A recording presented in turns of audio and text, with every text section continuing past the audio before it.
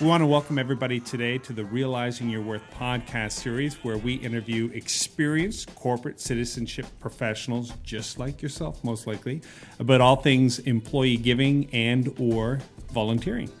So most of the Realizing Your Worth episodes are going to focus on a topic from one of four categories. Number 1, best practices. Number 2, transformative value. Number 3, the dark side. And number 4, the big picture. I'm Angela Parker. And I'm Chris Jarvis, and we're very happy to be with you today.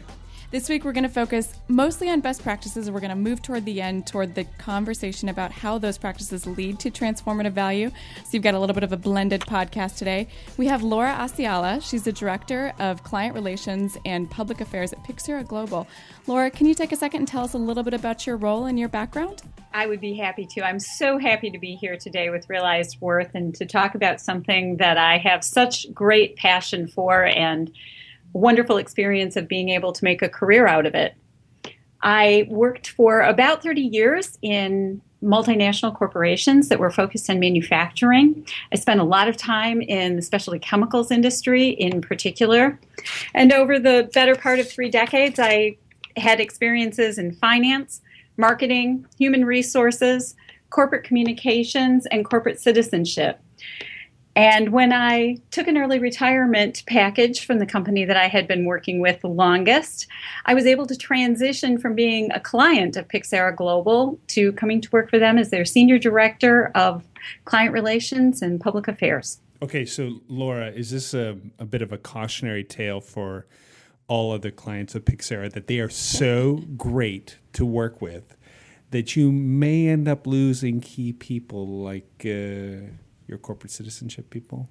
I'm kidding. I'm totally kidding. But I have to say this though, so just to put that in perspective, to say, well, it's possible because PYXERA Global really makes some pretty awesome experiences available to our corporate employees, but we're always happy to serve those clients and to actually create such great experiences that actually the employees of our clients say that having participated in the experiences that we help facilitate actually make them more loyal to the companies that they work for today.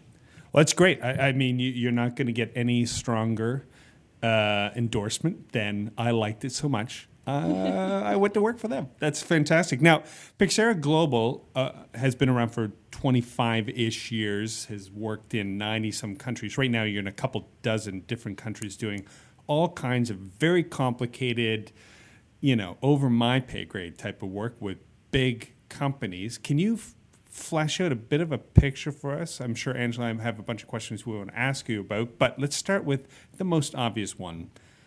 What does PYXERA mean? Oh, that is such a great question, Chris. Thank you so much. So PYXERA Global is formerly CDC Development Solutions and actually had a couple of different names before that. They're different variations. But in our work, we have expanded considerably into the field of global health. And when it became pretty apparent that the Center for Disease Control was not going to change their name, we decided to bite the bullet and change our name and to avoid the constant tripping hazard that we were for ourselves. So when we did that, we looked at all kinds of names, and because we are so globally oriented, I'm sure you can imagine that kind of branding is fraught with peril. Much easier to make up a name than to try and find a word that will work in the 60 or 70 languages in the 90 or so countries that we work in. So what we actually did was we took a look at what our core competencies were, and we tried to come up with a name that would best depict what we do. So we picked 2 words from antiquity. We picked Pyxis, which is Greek for a navigational device, to depict the fact that we help our clients see farther and guide them in new ways. And we picked Era from terra firma because we help people do that on the ground. And that's one of the things that makes PYXERA global, which then, of course, speaks to our global footprint and the network that we have to go with us. And that's what makes us distinctive. I would say that one of the things that we do best and one of the things that we're best known for is that we help our multinational clients or multinational organizations who are multinational corporations or organizations who are our clients find appropriate projects on the ground in emerging and developing markets for which they might not otherwise be able to have a touch. And we help them experience and come to engagements that are mutually beneficial and purposeful and sustainable in those on-the-ground projects. Those projects can go anywhere from, about a week or two all the way through to multiple years, but the distinguishing factor is that we help them execute on the ground with communities which are underserved. Okay, so Laura, you're sending people around the world from large companies. The IBM program is one. GSK Pulse would be another. Dow, where the company you came from, has a program like that. And these are growing in popularity, but they are not cheap. The CEO of IBM said he's invested $5 million in corporate service corps so far. What kind of return are these companies seeing on those investments? Well, there's a couple of things in there, Chris, that I'd like to address, if you don't mind. Good.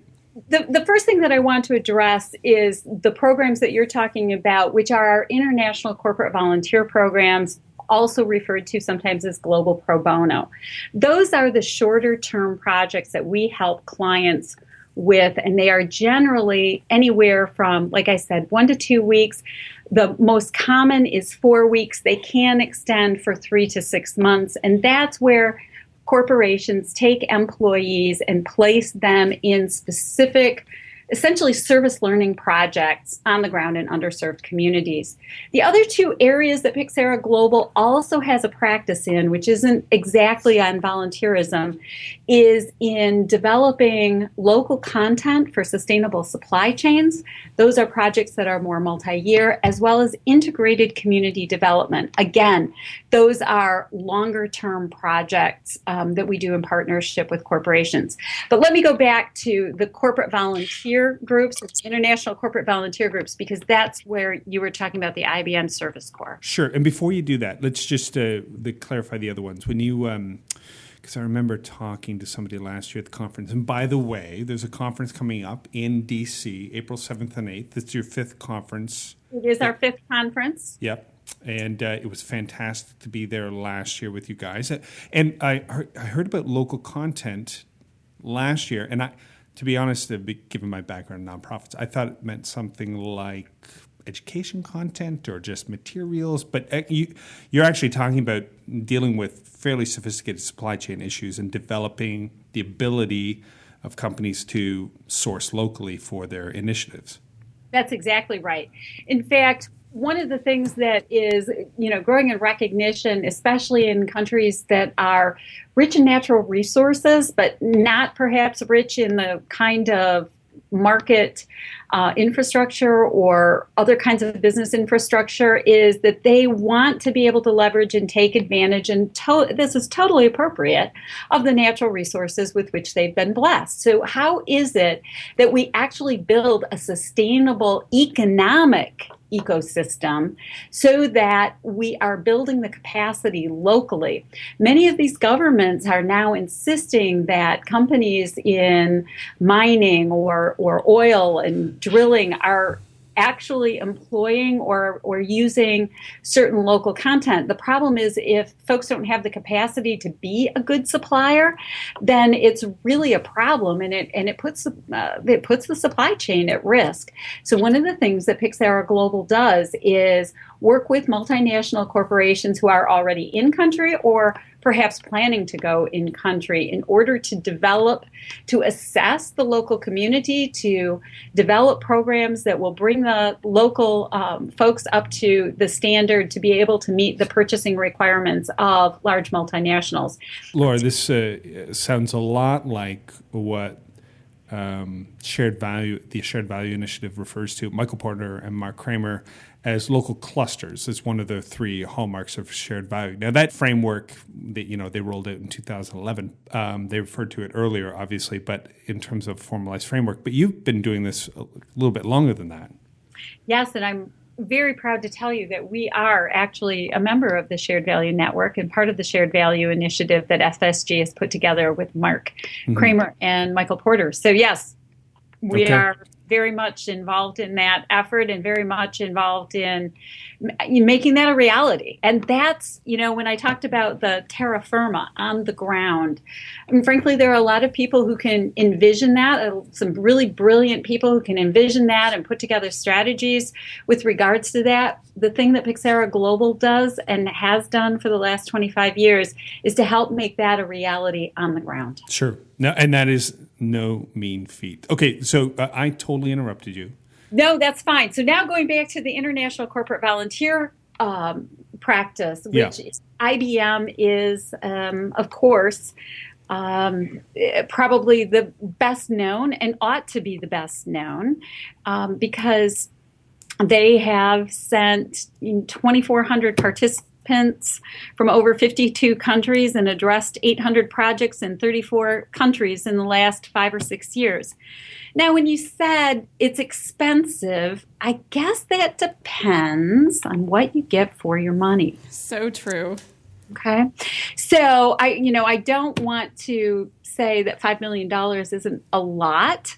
$5 million is a lot, but IBM has characterized the value of this program for them in terms of $56 million.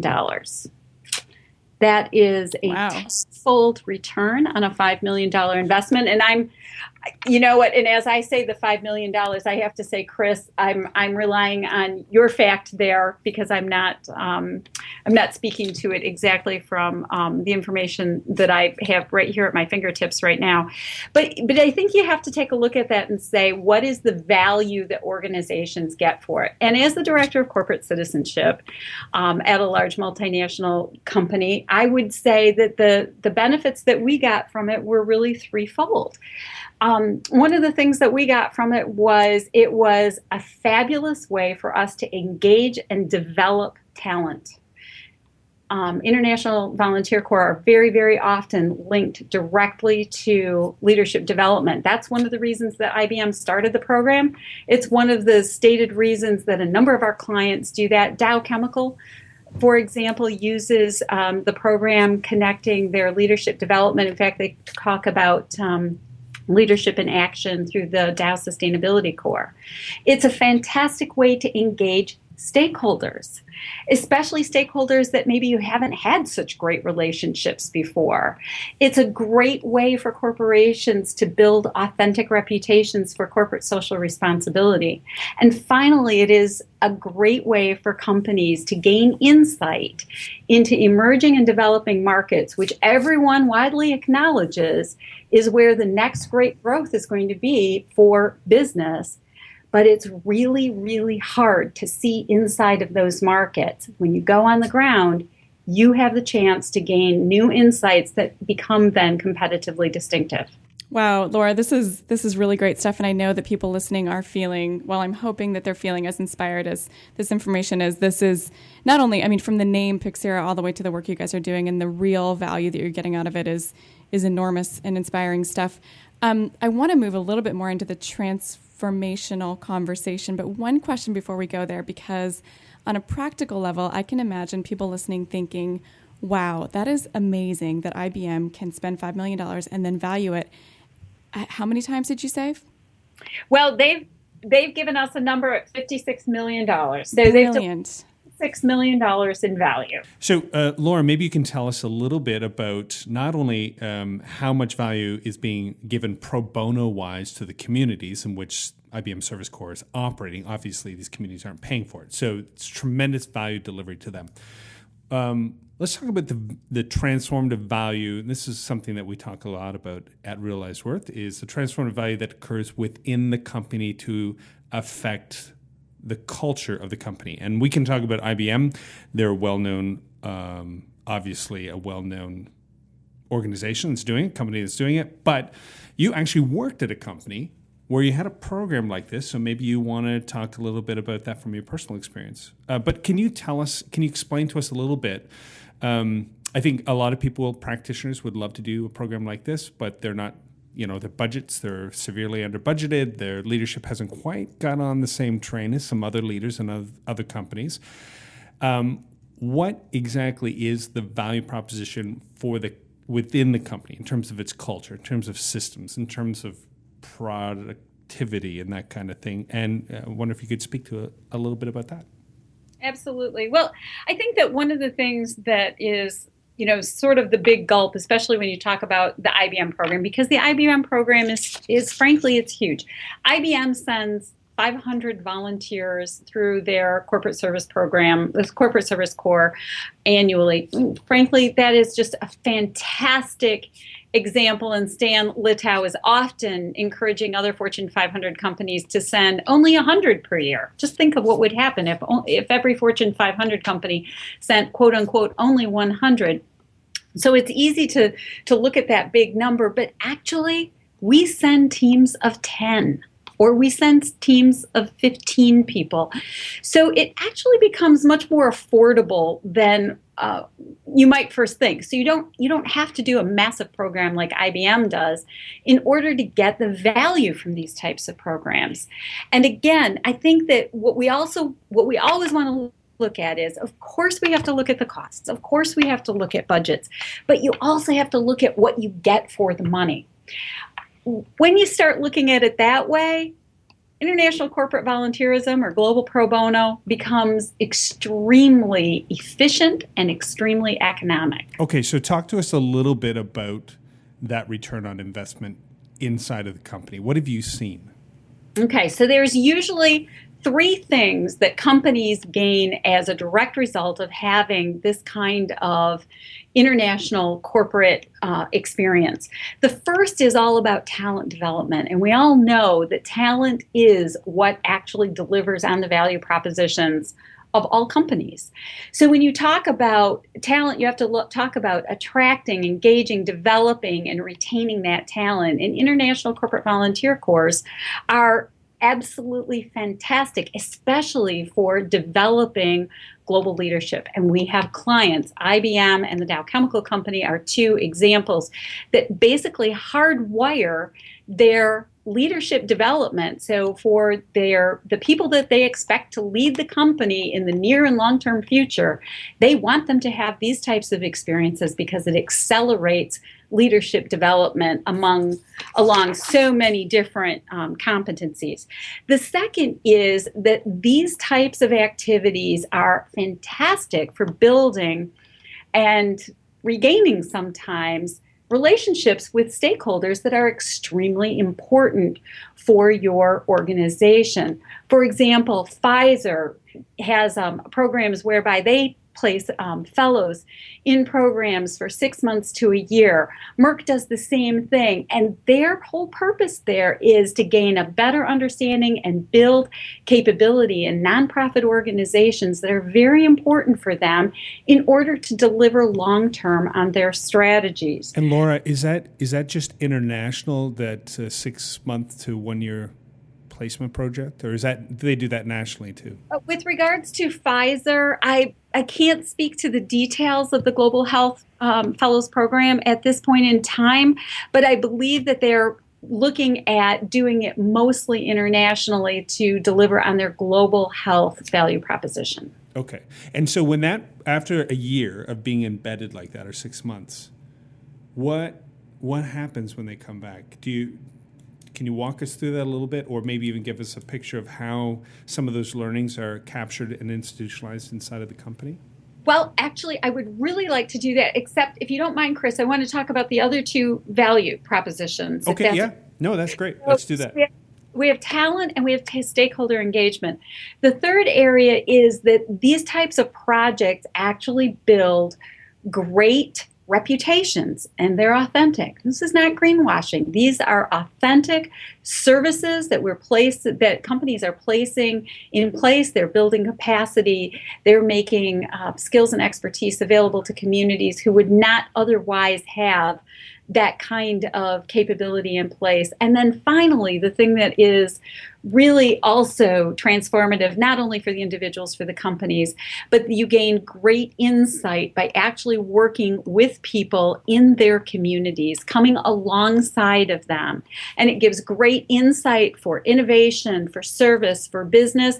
It also provides the opportunity to gain insight on the other end in terms of what types of things could better make this an environment for sustainable supply chains. So you take a look at those four things and think to yourself, okay, what other strategy could you ever put in place that would actually return those four things? And what's really cool about this is you can kind of dial in which thing is the most important for the client in question, and it becomes a tremendous return on investment.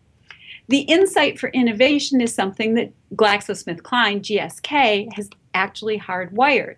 One of the things that they do is when their people are out in field, not only are they building great stakeholder relationships and developing their people, but they're also gaining insight into what are the needs for affordable medical care, affordable health care, affordable diagnostics. These types of things then inform new businesses or new products and new solutions. In the company that I worked for and ran their International Corporate Volunteer Program, what we talked about was what could we do in terms of capturing new business ideas. So those are the types of things that you can work on and dial in. Okay, this is huge for our listeners. Thank you so much for sharing some of the clear ROI. I know this is what a lot of them are trying to measure. I think probably you and I and many other people that have been involved in this field have heard something similar from many of their volunteers, many of their employees engaged in these programs, and that is that oftentimes people feel, once they come back from a program like this, that they have gotten out of it more than they've given. I wonder if you have just some personal story that you feel comfortable sharing, either from yourself or from one of the people that you've spoken to that have been involved in these programs, about that transformation that happens, that thing where we get more out of it than we feel like we give. You know, I think that is such a great question. And I'm going to share with you one of the best quotes that I ever had coming out of that. So one of my colleagues who went on one of the programs in the organization that I worked with had gone to India.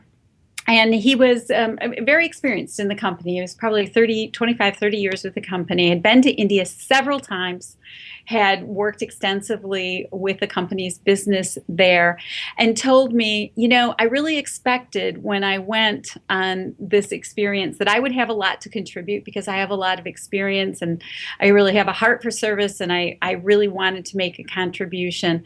But I never expected to learn as much as I did. And you know what, Laura? I learned that you miss a lot from the back seat of a cab. And I just think that summarizes it perfectly. It is hugely different to go and visit and be in an environment that keeps you inside of the bubble that you came from, and to go into community and to serve people in community, because it's just wonderful the way that we're set up as human beings, right? That we gain the most and we develop the greatest empathy when we come in authentic service to other people. And that's fundamentally what these programs are all about. That's great. That's really great. I appreciate you sharing that, Laura. And it's been great to have you here and sharing with us. And I want to tell everybody we are going to have a chance to hear more from Laura.